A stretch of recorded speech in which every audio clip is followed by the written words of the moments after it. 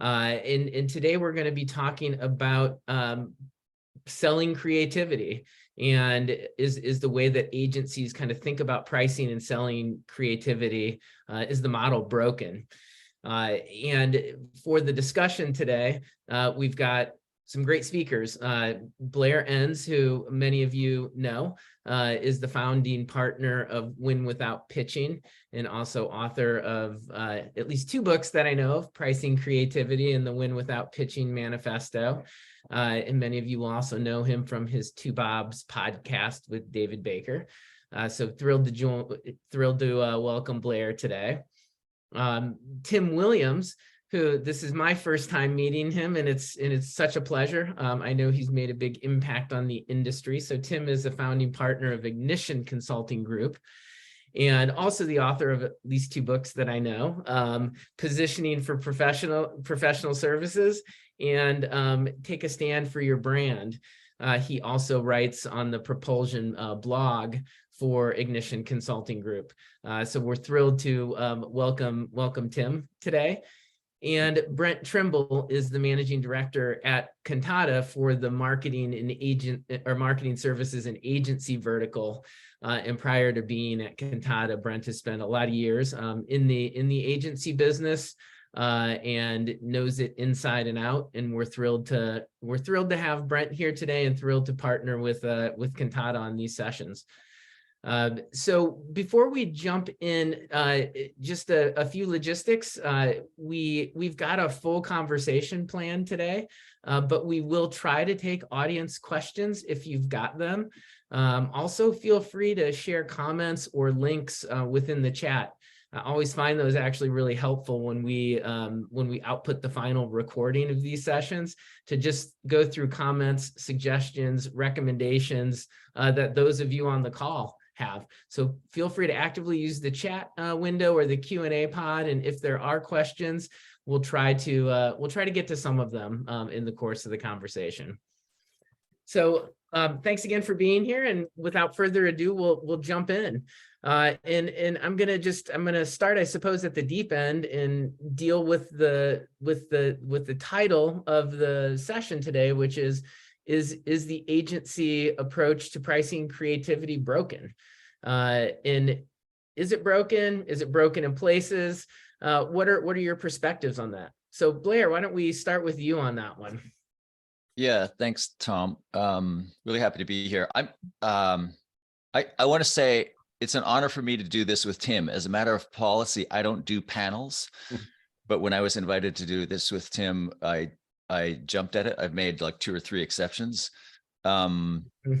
Anybody who's read my book, who's read my book, Pricing Creativity, knows I opened the book with the story of the first time I ever saw a 1-page, 3-option proposal. I said to my client, like, where did you learn to do this? And they said, Tim Williams. So I've been stealing Tim's work for years, sometimes with attribution. And it's just great to have this conversation. We don't talk enough. He's going to be on my other podcast soon, called 20%, the Marketing Procurement Podcast. So we're going to do that interview soon as well.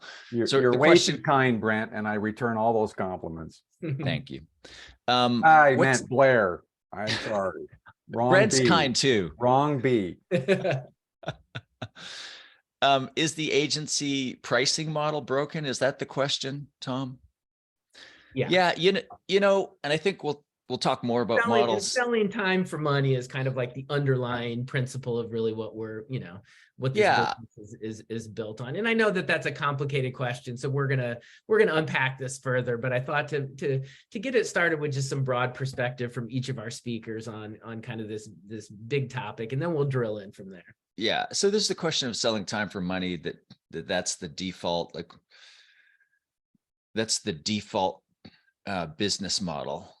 And how there's history on how we got here. And is that wrong for it to be the default? Yes. But I think as the discussion proceeds, we'll see that, the agency model, the idea that there is a model anymore is something I think we need to let go of. And I've only come to that realization recently. It depends on who I'm talking to in the industry. I realize everybody's got a different view on what the model is. It's like you meet a new friend and they say, hey, do you like fishing? And you say, yeah, I like fishing. Let's go fishing. Well, turns out their idea of fishing isn't your idea of fishing. Agency, there's so many different models. There's no longer one model, and it has to do with all the fragmentation and the specialization, the recombination of all these like core different disciplines. The idea that we would be locked into one model now is absurd. I think we and advisors to this space really have to let go of our ideas of what the model is. But fundamentally, time for money as the default model, yeah, it's broken. We should have addressed this. Some of us have been trying to address it for years, but we should have made more progress than we've made so far. Yeah, awesome. Tim, how about you? Where do you land on this question?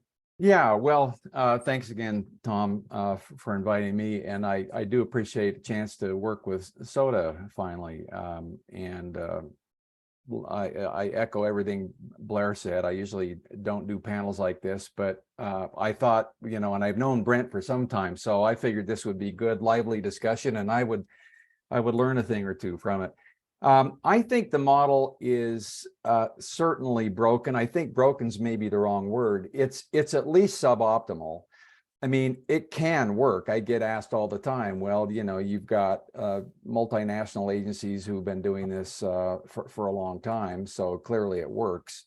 Yes, but let's look at the trajectory of agency profit margins over the last 30 or 40 years, the work of Michael Farmer, and it's pretty clear to see that we're headed in the wrong direction. I'll go a step further and say, I actually believe that the central issue facing our industry right now is that we actually don't have a revenue model. We're missing a revenue model. We have a cost structure which masquerades as a revenue model, but simply adding up all your hourly rates and sending the client an invoice is not the same kind of innovation and creativity that our client organizations apply to pricing. And so to me, what we're trying to do is just bring the agency industry in line with the rest of the business world. It's not really value pricing. It's nothing special. It's nothing magical. It's modern pricing. It's pricing done the way the rest of the business world prices. We're one of the very few industries stuck in the industrial age model of selling our costs instead of our value. Awesome. And we'll come back to that. I'm really interested in digging into this topic a little bit of, we lack a proper revenue model. So we'll come back to that, and we'll come back to that in the conversation. Brent, you work across probably more agencies than anybody, and you've come from this world. But where's your perspective on kind of the selling time for money as the underlying principle of kind of the agency business? Broken, yeah, probably that may be too strong of a word, but set some context for us before we start to dive in. No, it's great. And first of all, this is a fantastic panel, and I encourage everybody to buy the books of our esteemed panelists. I still buy in hardcover. So while I've cut my teeth in the digital age, I'm still very much an analog guy. Blair noted the fragmentation, and the model of agencies has really shifted. When we think about the model, we still gravitate toward that large branding comms shop doing great big culture moving TVCs that can still elicit a smile. You look at the cultural movements spawned by even Super Bowl ads and therefore, and you look at the creative folks, many of whom I've been able to and honored really to work with over the years. You look at that, you look at the time, the effort that goes into that creativity, strategy, and resulting with an execution. You say, gosh, this seems nearly priceless, right? But with fragmentation, with all the different models and the gravitation toward paying maybe for output and execution, I think what's really happened is agencies have lost that strategic high ground, because ultimately clients aren't after pure tonnage of output. They're after expertise to pair messaging, strategy, product with a market and within increasingly complex ecosystem to reach them with tons of modalities and executions and so forth. So when I look at both my experience in leading shops, and then conversely now on the technology side, it's really broken. Yeah, I would say at the macro, it certainly is, for a variety of reasons. The good news is, I think, in the work we've been doing the past few years, and to your point, I have the opportunity to speak with potential partners, existing customers, folks who are sort of in a different stages of maturity and looking at the business strategy for their agency. There's a lot of focus here. There's a lot of creativity. I do often send folks back. I say, really, you need to read, Tim and Blair's kind of notions on these topics. It's a really good grounding principle. But in the short, I think there's a fundamental disconnect between the commensurate level of talent, the outputs that just really still to this day, even with media fragmentation, even with just the plethora of ways to reach consumers and so forth, there seems to be an undervalue of what that takes, and then the talent that it requires. Yeah. So so there's a common theme amongst you three, which is, at a minimum, there's potentially some disconnect between value of thinking about the value of what we can deliver as a business, but being too tied to thinking about our cost structure. So spending lots of time thinking about and optimizing our cost structure, and probably less in defining and understanding the real value of what we deliver. And so we'll come back to you first on this, Tim, and maybe you can extend a little more on this thought of agencies lacking a revenue model. I think that's an interesting principle, and we'll use that to dig in. And I also want to address a little bit of what we feel like the real value creation is in this industry. I mean, again, beyond the obvious things, things that we know. Yeah. Well, I'll take it a step further and say that a revenue model is an important component of our overall business model. I think to take it to a deeper level, we have an unscalable business model. I mean, that's in the end, the thing that's going to kill us is our self-imposed profit ceiling. If you think about the billable model, you take the number of people, the number of FTEs in your organization, the number of billable hours, you do the math, and there you've just got a figure that represents your total maximum revenue for the year. You can't make any more than that. That's it. And therefore your maximum profit. So what other business would put a cap on their profit, on their annual profit? So to me, we need, and this takes us into slightly different territory, but certainly all interrelated. We need to inject some scalability into our business model, because right now the labor-based model is not scalable at all. The only way we can make more money is to hire more people, and by definition, that's not scaling. So I want to touch on at some point, if we can during our conversation, the important trend toward productization.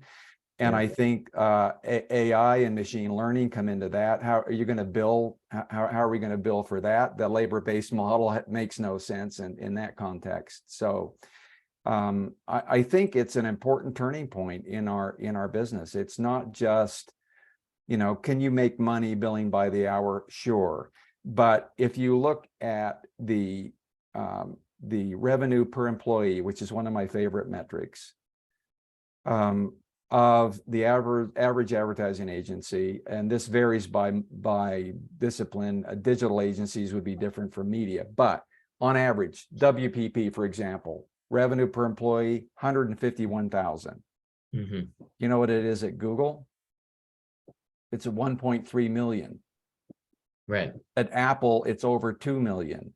At Craigslist, it's over 3 million, right? So that's a scalable business, but for us, we have to keep adding people to be able to add more revenue. And so therefore, the question of, and Brent touched on this a little bit, we don't sell activities and efforts and inputs. We sell at the very least outputs, and eventually, and you know, ultimately we sell solutions to business problems. We should be pricing that, not the effort that goes into it. Right. So I mean, that's an important point, and we definitely will come back to productization and different models that are starting to play into kind of professional services. But I want to switch over to Blair for a second on the value equation. Where are agencies getting it so wrong in kind of their ability to think about and adequately price from a value perspective? You know, I mean, because I think one of the challenges, for even just from a pure analogy perspective, is, you know, Apple does sell products that are repeatable in terms of, you know, they don't make a different iPhone each time you buy an iPhone. So there is some supposedly, you know, efficiency or economy in that. In professional services, again, we'll get into the productization side of that, but there is at least some more variability in the output that we produce. So even if it's an ad, that's a discrete output, but different each time that we produce it. But Blair, maybe talk a little bit just about the kind of the underpinnings of value and where, you know, where most agencies kind of get that wrong when they think about it, or maybe like what's the block for them to really kind of think about and define and understand what value is. Yeah, I'm going to bring it back to business models and even Tim's note about productization, because, you know, my comment off the top about we're thinking that there's this one business model. Right. It's just so not true right now. Like if you take so you take SoDA firms, you might have firms that do mostly digital campaigns, and then you have digital product firms, right? And if you're building a product, your opportunity for value creation is just massive, and for value capture is massive. I remember years ago, I was doing a seminar, a business development seminar in Chicago, and there was a guy, a biz dev guy for a firm I'd never heard of, who kept like kind of showing off, and in the, like, it was like he was trying to impress on everybody else in the room how successful the firm was that he worked for. And I got a little short and dismissive with him. And then at the break, he came up to me and he said, "No, you don't understand. The owners of this firm, they're worth hundreds of millions of dollars." And my first reaction, I said out loud, "Product design, right?" And he said, "Yes." So this is the pre-digital era where we had very few digital agencies. This is a product design firm, industrial design firm. And I said, you get a licensing fee on the products you create?" He said, "Sometimes." And the firm is called Nottingham Spurk, and you can look them up. And the owners of the business, the founders, are still active in the business, but their sons are now running it. He said, sometimes we do design for cash, and that's always one option. And when we do, it's a lot of cash. But other times, we retain the IP and license it to them. Sometimes we get a percentage of sales. Sometimes he said, "We've made tens of millions of dollars based on the product that we designed getting sold to somebody else, or the company getting sold." And he said, "Sometimes when we get an idea, we don't even wait for a client. We patent it, we prototype it, then we sell it to the client." Now, just think of, and I had worked with a couple dozen industrial design firms by then. Not one of them had ever done this. And I would always bring it up because as an outsider to that space, I didn't really know it well. I thought, "Wow, you're creating all this value. Why are you charging by the hour?" And they would say, "Oh no, our clients won't. And then along comes this one firm. It's like, "No, this is the way we do it." So what they're able to earn is just multiples, orders of magnitude greater than what their competitors earn, because they're just thinking about it differently. And so that's one, and I won't ramble too much longer, but that's just one way about thinking about it differently. Another way, firms are so specialized now. And if you are vertically specialized and you're solving an expensive problem, and you figure, like if you're an SEO, PPC, if you can drive traffic to a business in a vertical, and you know how to do it so well that you can kind of make predictions, you can quantify it, and you can cookie cutter paste that business to others in the vertical, the idea that you would be selling time is criminal. Like if you read Alex Hormozy's book, $100 million Offers, the thinking in that book doesn't apply to what we would consider the usual agency model. But if you're vertically specialized and you can generate leads, and then you can even work to translate leads directly into revenue, your opportunity to make money is through the roof, and you're cramming a really valuable business into this shitty little business model that's the agency time for money model. Yeah. Yeah. And I'm glad you raised that, because I think that we often simplify, like we do with too many topics, we simplify it and pretend that the pricing approach for all agencies is the same. And the reality is it's not. And, I think as we traded some notes on this earlier, I think there's a spectrum of agencies that have more ability or less ability to price from a position of value. And so, for instance, I think that agencies who are doing straight marketing operations, we're resizing assets, we're making an ad into 4 different languages, we're running an email campaign, et cetera. There's could be a performance component to that, but a lot of the labor that's going into it is fairly mechanical. On the other end of the spectrum, I think that the connection to, say, digital products seems very clear in terms of leverage to price from a different perspective, or as a performance marketing, agency.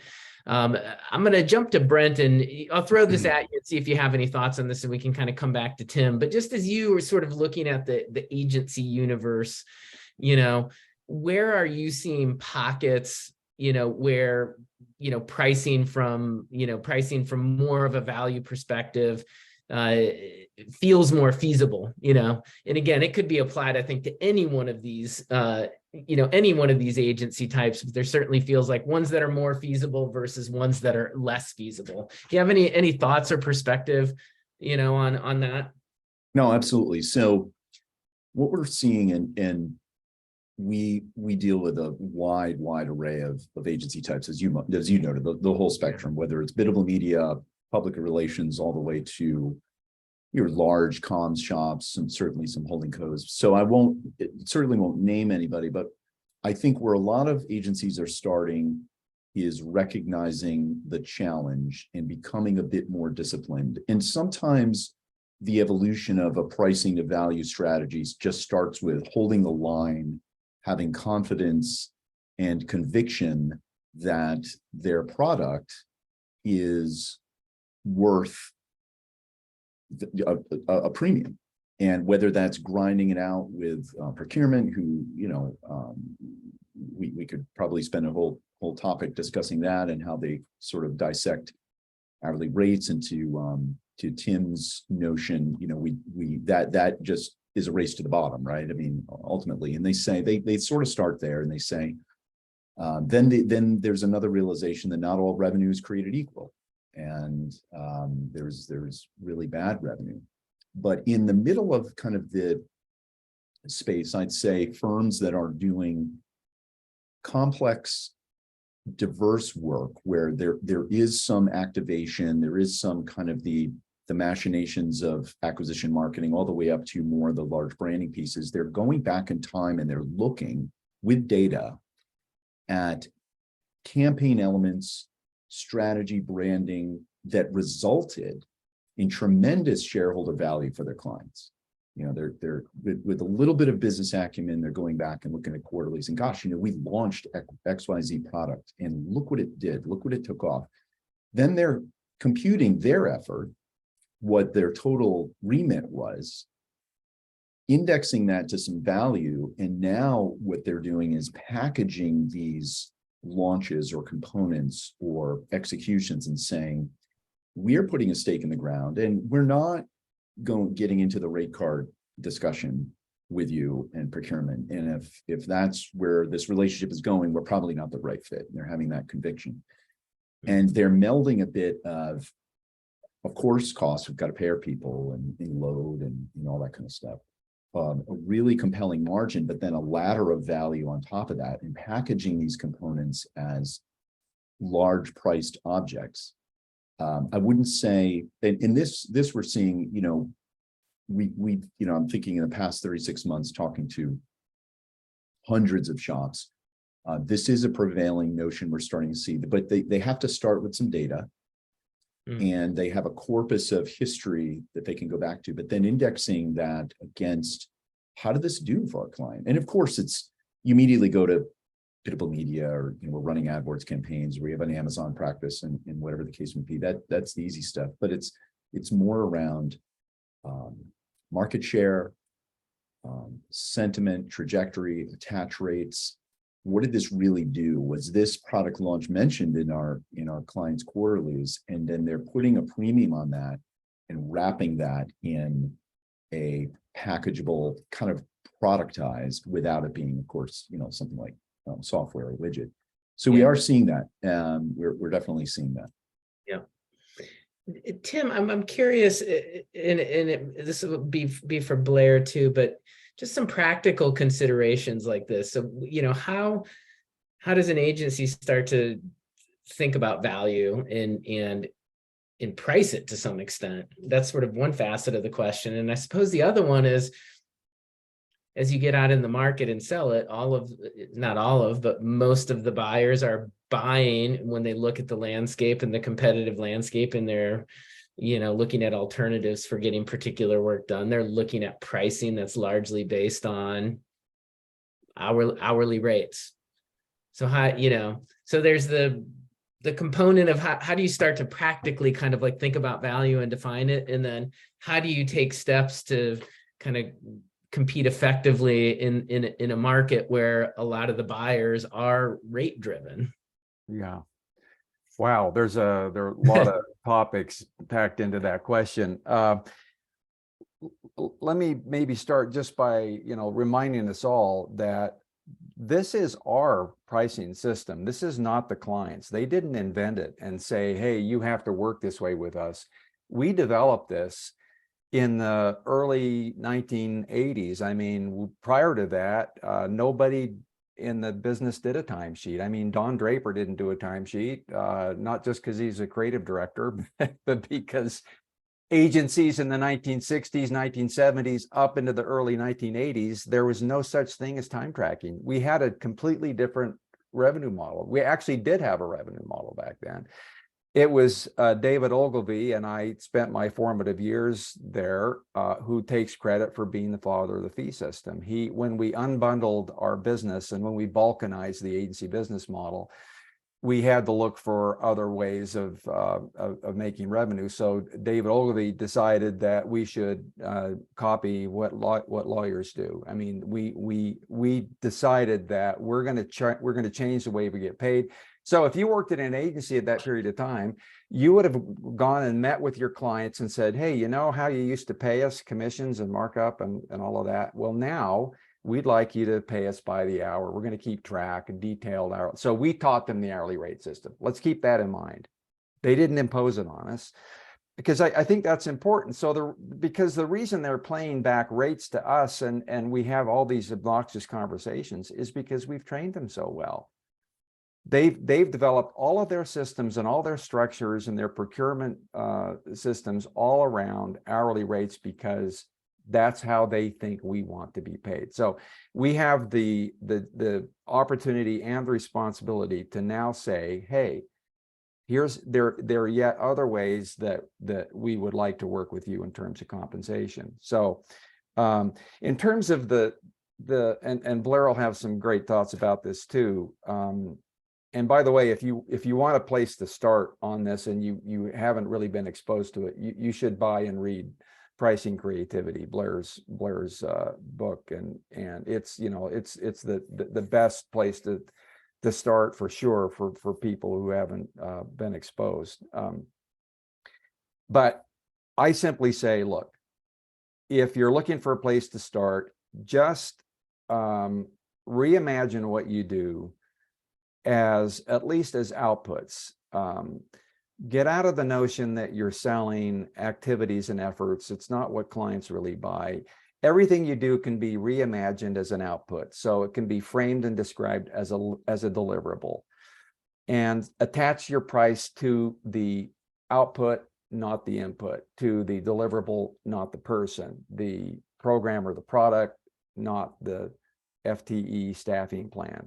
That's the first basic change. And then the question is, well, how do we know that? Well, you know, how long, if you've been in business more than a few years, you've got the history. I mean, Brent was talking about this. You've got a historical database that tells you basically what you need to make on an average output, small, medium, large, extra large, right? There are different versions of it.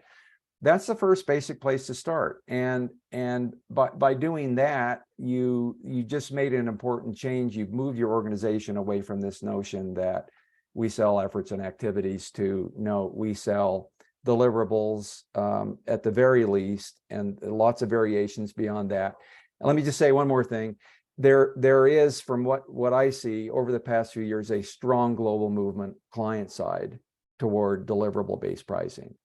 I meet with many agencies who tell me their large, you know, Unilever, P&G, Nestle type size clients are actually insisting on it. They don't like the hourly rate system for a whole lot of reasons, and they at least want to move to deliverable output instead of input. So as a place to start, that's my advice. Hey, can I interject and ask Tim a question? Yeah, please. Tim, as you're talking, it's just you and I grew up in the 15% commission days, and you know, there's some. I never thought I'd say this, but there's some great things about that model, and I wonder if there isn't room in the market for an agency to say, okay, we're going back to straight commission at 15%. It's basically full service, and then you could scale it down from there and negotiate. But the airline business, the prices used to be regulated. So the way airlines would compete with each other is they would take the margin that was built into the price and they would spend it. They would reinvest it in quality of service. So, you know, these scenes of like in the Pan Am flights where everybody's smoking and and the chairs all swivel and there's a table in the middle. Now 4 people are having dinner. That was driven by the fact that the price was set.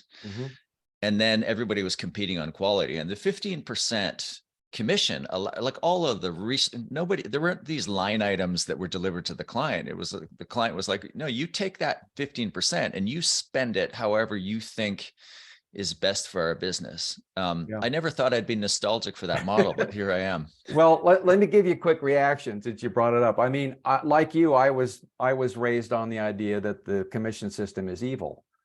And I was trained, but I didn't do a timesheet. When my first job in New York, we didn't have timesheets. There was no time tracking. We made our money on commissions, markups. And then I was taught when I moved to Ogilvy, by Ogilvy, that's evil.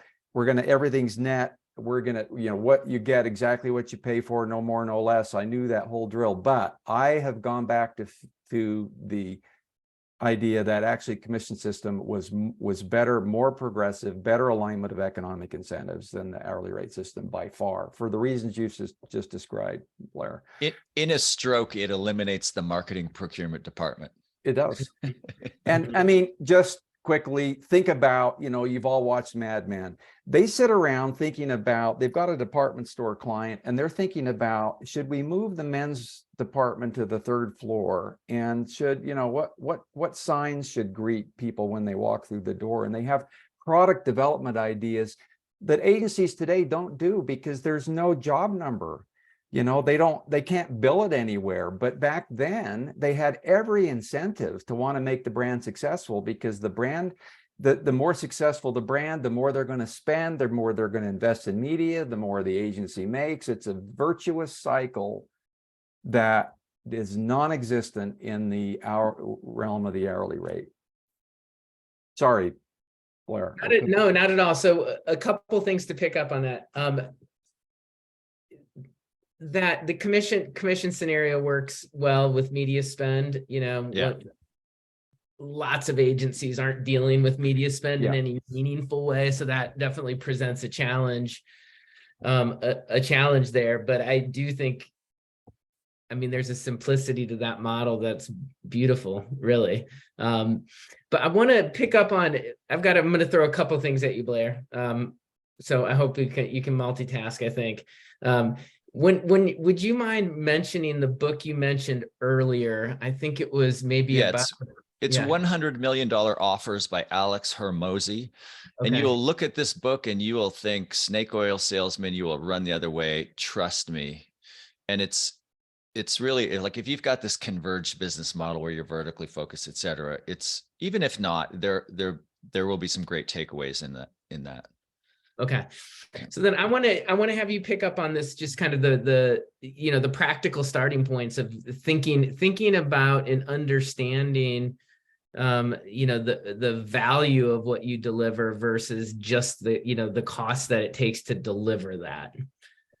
It's so easy for us to say this, but this is a cultural issue. This is an issue of the culture of the organization. And you can even try to change it from the top. And at the beginning of the pandemic, I took on a large private client, a UX firm, over 100 people, lots of layers, working with the two owners who just really wanted to change the culture of the firm to one that's value-based instead of cost-based. But the systems and the middle management layers absolutely would not allow it. The systems atomize everything into like an effective hourly rate. We need to, and Tim writes about this a lot, we conflate price and cost, right? So we have this hourly rate, we put it out to the client, and to us, it is both the price they pay and it is our cost.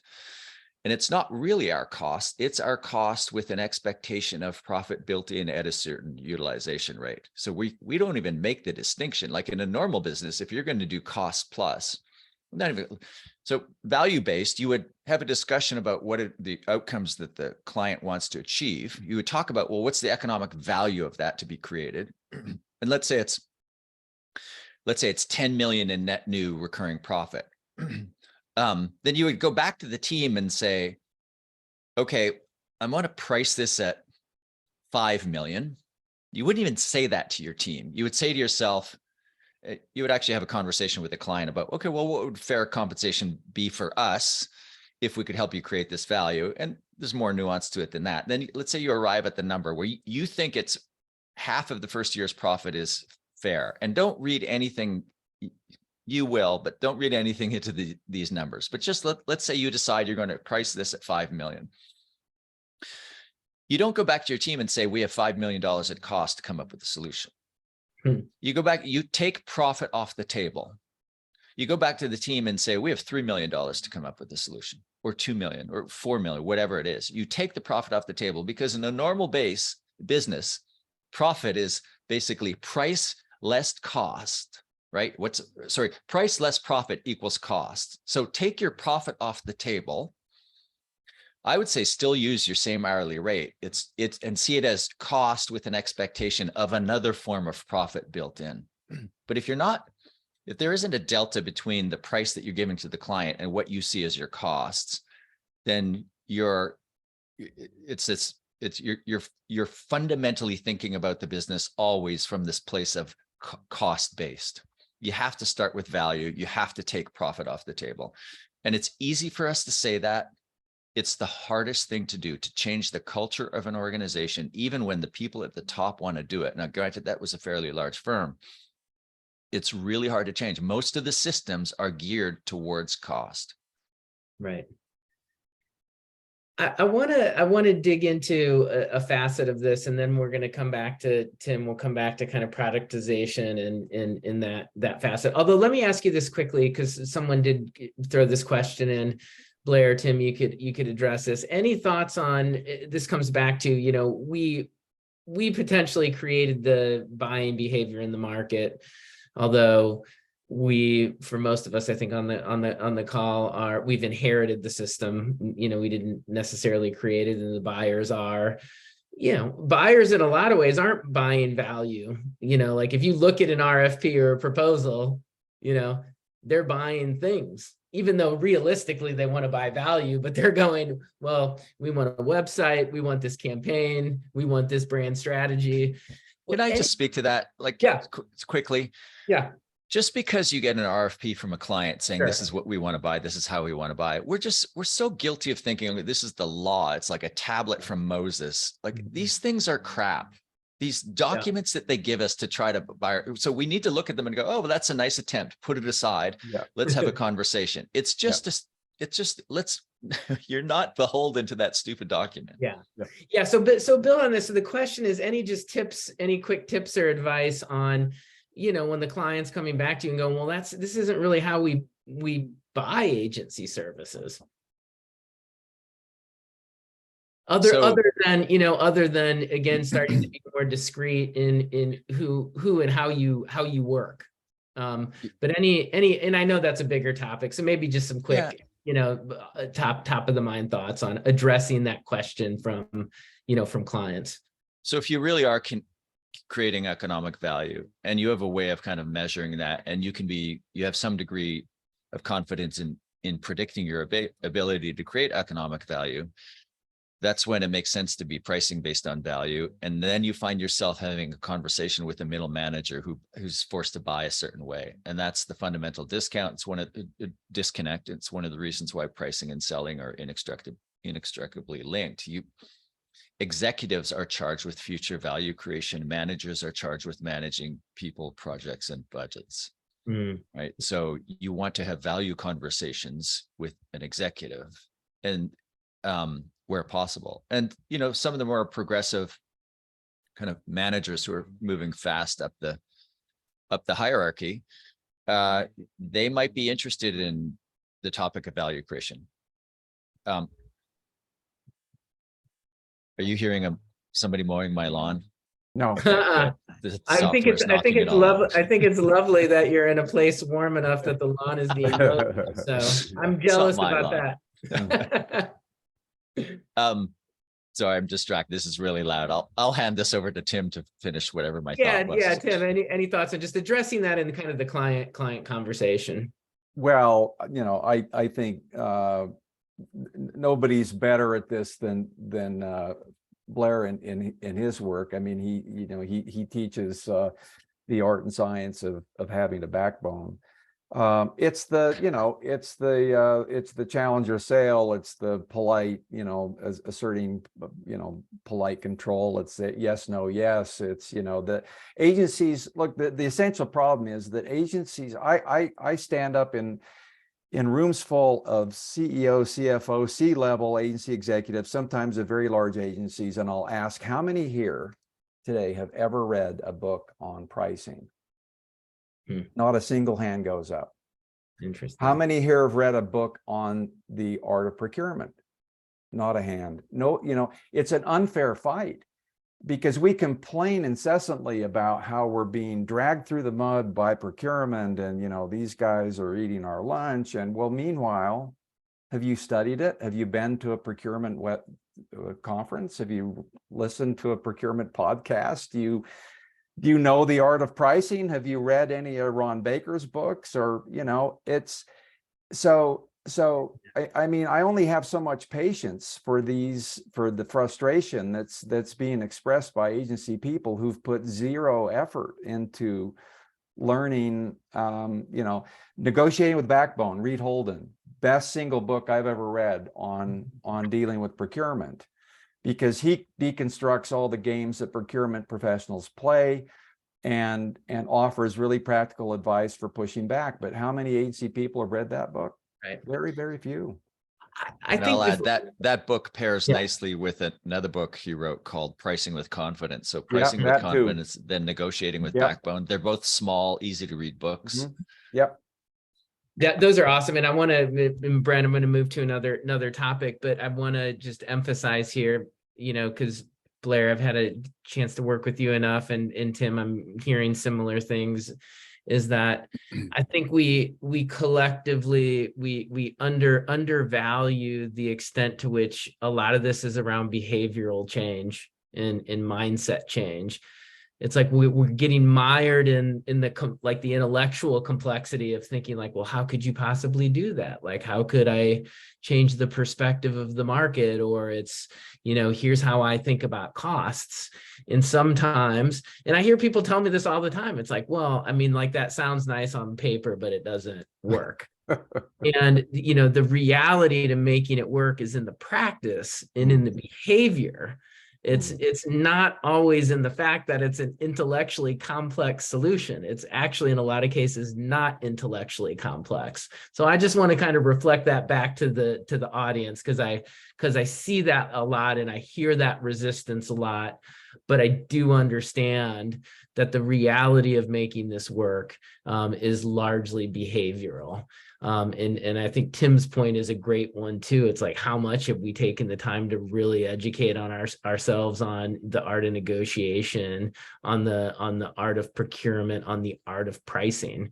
I mean, I'd venture to say that very few of us on this call would say we know a whole lot about those topics. And yet we do complain about it all the time. So I want to move to Brent, and we'll come back to the group, but I'm curious and we didn't put this in the discussion guide, but I think you'll be able to talk about this. But I'm curious to the extent that we, as agencies, do ourselves a disservice by not specializing enough or not understanding our specialization a lot.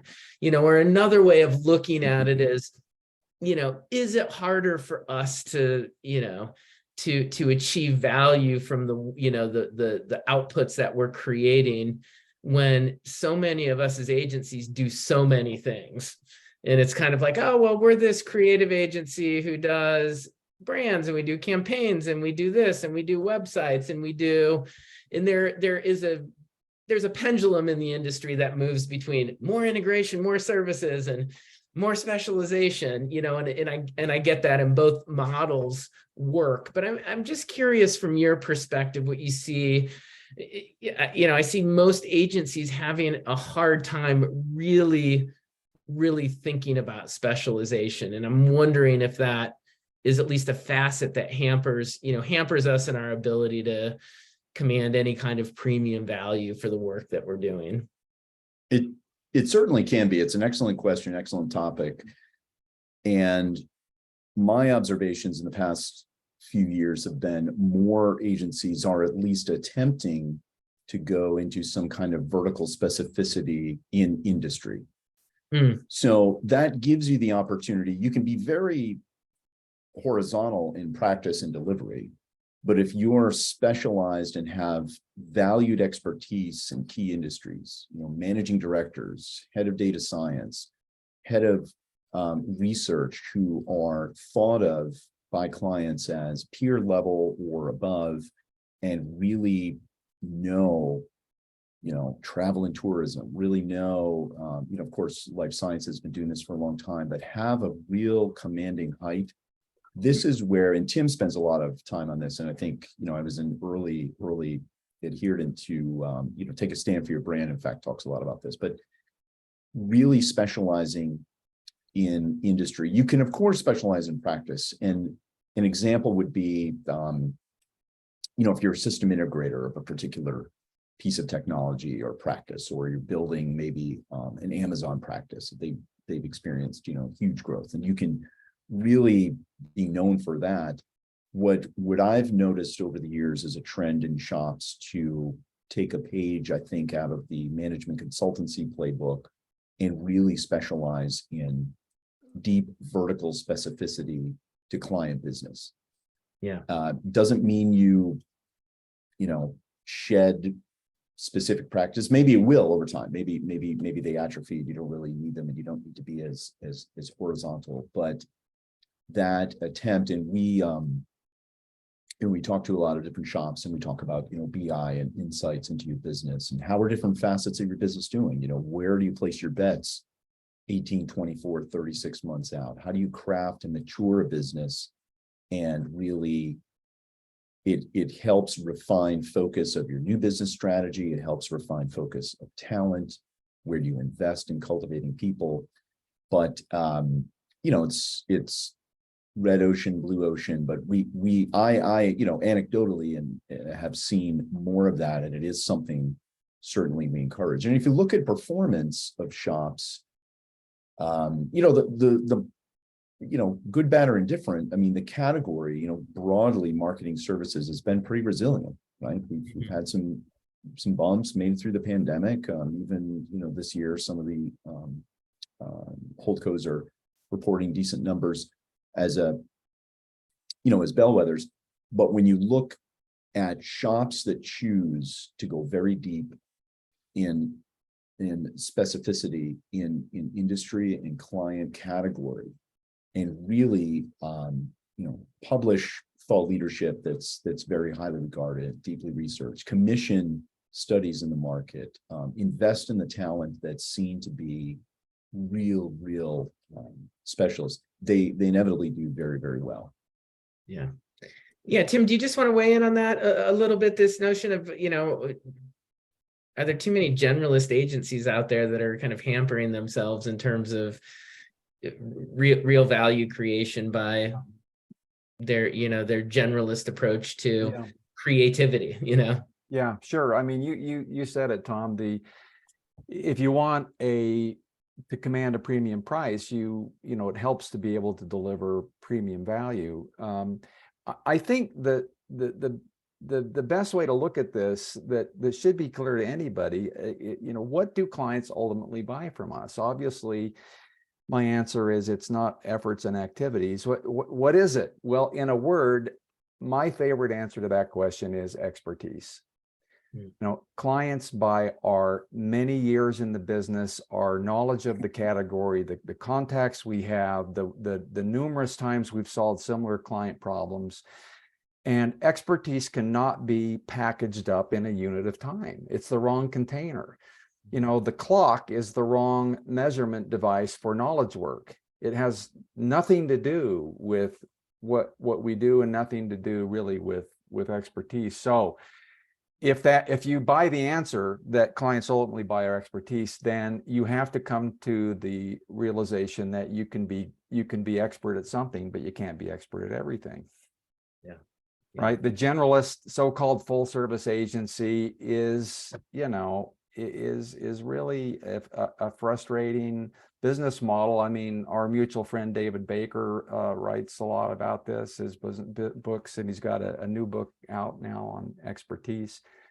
So yeah, long way of saying I agree with that. I think we're all of a similar mind. If I could just add to that, I think just to everybody who's on this call, you think of how you talk about your business, how you position it to the market, and how you think about it. Are you using language that describes the tools that you use, or are you describing the expensive and urgent problems that you help your clients solve?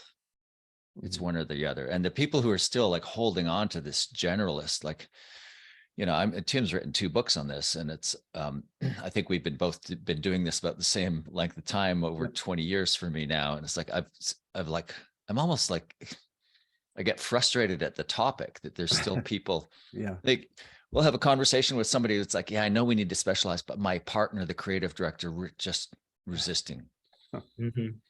Because you like having no pricing power, because you like, being at the whims of the market. Like when you start to identify with expensive problems that you solve, like everything starts to change from there. You start to let go of your tools. I'm fond of saying that in value-based pricing, one of the interesting things about it is it will stress the boundaries of your business model, because you're talking to the client about the future they want to create and the value that will be created. And then you set a price. Well, if I could help you create this value, would you pay us this much money? I don't know, maybe. Okay, well, that's a lot of money. You go back to your team and you say, you've got $2 million to come up with the most creative idea to deliver the highest degree of certainty that we can help these people create this value. And they look at you and go, well, we don't even know how to spend $2 million. And you say, and you've already taken like 2 or 3 off the table for profit. And you say, well, $2 million, you could buy another business. Right? You could say, find a solution, to partner with somebody. Let's think of things we've never done before. What's the highest degree of certainty we can bring to these people to help them create this value? Then you start crafting solutions that are like, well, we've never done this before, but let's put it in front of the client as one of the options. And it might entail hiring a few people. It might entail buying another business. It might entail these other things. So that's how you you start out this kind of narrowly positioned, but you actually start to break those bounds. Doesn't mean that you should change the language that you use to describe your firm necessarily, but it will stress the boundaries of your business model as you find yourself focused on value creation rather than doing design or whatever the thing is that you do, campaigns. Yeah. So I want to switch to, would you guys be willing to go an extra 5 minutes? I can. I think I'm good. Okay, Yeah. cool. Oh, thank you. I appreciate that. Because I do want to touch on this topic of productization of services, and in particular, I think with what we're starting to see with AI technology, and again, it's still very early days, you know, where are we seeing some opportunities to kind of enhance the professional services model, augment it, turn it on its head a little bit with you know, even when they actually are services, that they become more product-like in either how they're, you know, how they're delivered or, you know, or run. And Tim, we hit on this earlier, but I'll start with you on that, just from a, you know, a business model perspective, productization in, you know, in new technologies, how you see that playing into it. And, you know, I would say that I don't think agencies are thinking urgently enough about the kind of potential here. Yeah. Just as an opening premise, I think that the amount of disruption that can be created is going to be greater than what most are anticipating. But the potential for what they can do to their business is also being underestimated. So Yeah. I wonder if you want to, well, this will be the last topic. We'll spend a few minutes on that. Hear from each of you before we close down. Sure. Well, I think a lot of the issue here is psychological. I mean, we have an aversion in professional services to the idea of productization, don't we? Because we like to feel like everything we do is unique and custom, and there's nothing that's ever off the shelf. So we have a natural resistance to it. But look at the large consulting businesses, the McKinsey, Bain, Boston consulting businesses, and you'll see that well over half of their revenue is derived from what I would call products or programs, 65% or more. So the gold standard in professional services has found a way to productize their intellectual capital. The idea, and so I think here's a psychological adjustment for us. We're not talking about necessarily money while you sleep standalone products, although it's good to have some of those in your portfolio if you can. At the very least, we need to, and Blair was just talking about this, we need to take that bullet point list of competencies and services that appears on every website, agency website, and reimagine those not as features, but as benefits, and to put them together in constellations of competencies that become a program, at least a named program. Because you can price a program and you get better and better at delivering a program. And, Blair gave many examples of this, and you keep the difference, right? You get better and better. Under the hourly rate system, you give that money back. The better you get, the less you earn, right? The faster you work, the less you earn. That's a pretty dumb business model. So by at least moving toward programs and products, we're able to benefit from our expertise and we're able to scale our businesses. There's a case study in the making right now, the IPG agency Huge, which has and there's a new book being written about this by Michael Farmer, who wrote Madison Avenue Manslaughter, that tracks the process they've gone through to reimagine their business as completely productized. So go look at the Huge website, and you'll see that they have 3 products, and these products are supported by kind of sub products, and they have icons, and they're named, and so that they have a roadmap. When they get a new assignment, they put together a roadmap based on these products and programs. That's the future of our business, and it's a big, I believe, and it's a big adjustment. psychologically. It doesn't mean that we're going to lose our ability to customize. Of course, there are going to be custom solutions to the business problems. It's just that we've got a framework as a place to start, a roadmap that helps clients buy us, right? So they know how to engage with us. Yeah. Brent, any thoughts to add on that in terms of what you've been kind of seeing in the market in terms of productizing services? But I mean, another facet of that is bringing more technology into the agency that just helps you scale.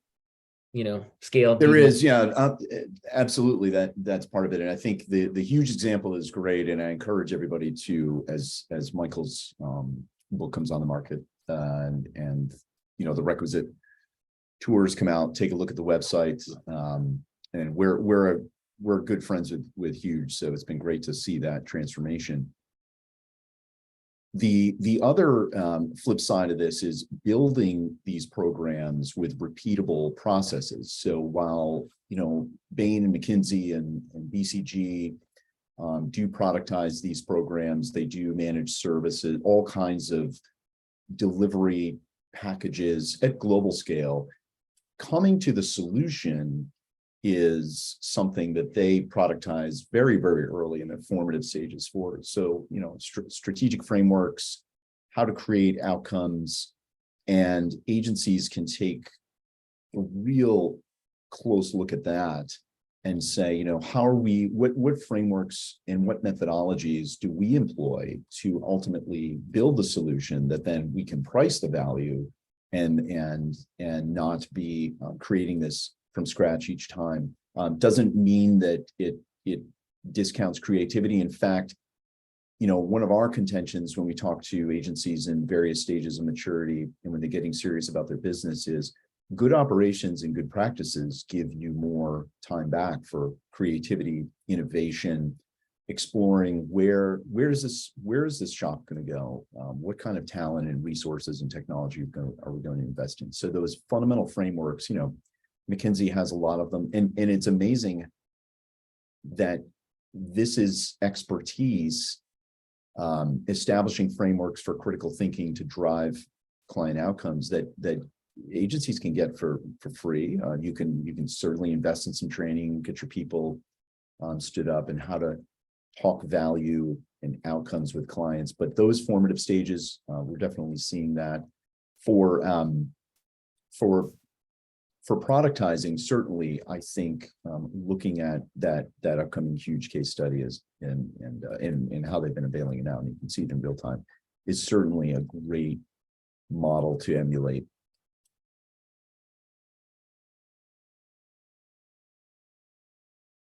Muted myself, apologies. But Blair, why don't we close with you, and any thoughts on kind of productization and within the service, within the service model, how we might think about that, and do we need to get on that more aggressively as an industry? So many thoughts. We could do a whole podcast on this, probably a series. Yeah. I've written and spoken on the subject of productizing your services a lot, and I've got a lot wrong, and I still haven't put the record straight on this. It's a more nuanced topic than I appreciated. And when I was referenced earlier about this idea of like even advisors getting locked into business models, I think if you're kind of like if you're at the full end of the customized service business and you're kind of a creative consultant,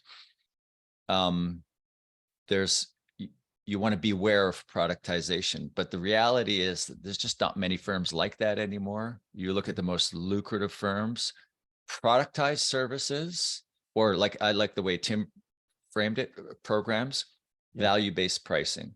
One of the things you have to watch out for when you start to productize your services, two things. Number one, you quit listening in the sale. You listen only long enough so that you can match whatever the product is on the shelf behind you to the client's situation. And number two, you start to productize your pricing too. So productize the services, value, price, and that seems to be the sweet spot. I'll write on that more in the future. Awesome. Well, maybe that's a future webinar too, because I know that we've got a lot of interest within the SoDA community and certainly members that are playing with that and starting to incorporate those practices into the model. So, well, I want to close with that, and just huge thanks to Blair, Tim, and Brent for joining us today. We really appreciate it. For those on the call, we'll have a recording of this, and if you registered for this session, we'll send that out through email so you have access to it. Definitely encourage you to look up Blair at Win Without Pitching, Tim at Ignition Consulting, and also check out Brent and the team at Kantata. Kantata is a great professional services automation platform for those of us thinking about agency operations, but they also do a lot of just thought leadership within the agency and professional services space. So well worth heading over to Kantata and checking out what they have going on with their podcasts and blogs as well. But thanks again, everyone. We really appreciate it, and we'll hope to see you around soon. Great.